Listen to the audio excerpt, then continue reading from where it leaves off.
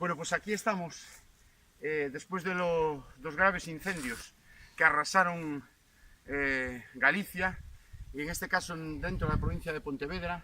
Tenemos aquí un bosque de eucaliptal, piñeiral,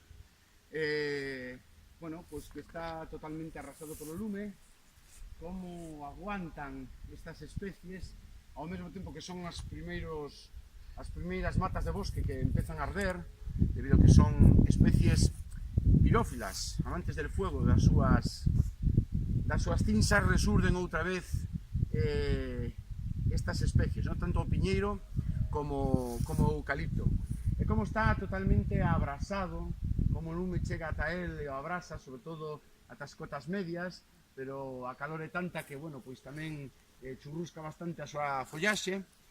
E despois, ao lado, vemos o noso bosque húmido atlántico, e temos aquí a presencia dunha fraga. Acabamos de ver un coello de grandes dimensións comendo por aquí, e como este bosque non lle chega o lume, non chega a entrar.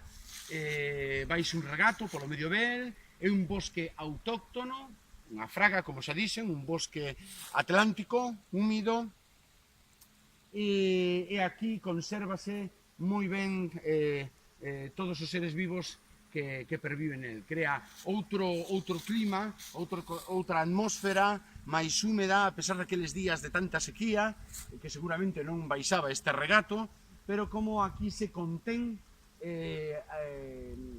a voráxine do lume, as altas temperaturas. Hai outro clima nas fragas, hai outra temperatura, son bosques aproximándose bosques termófilos, non? Por así decirlo.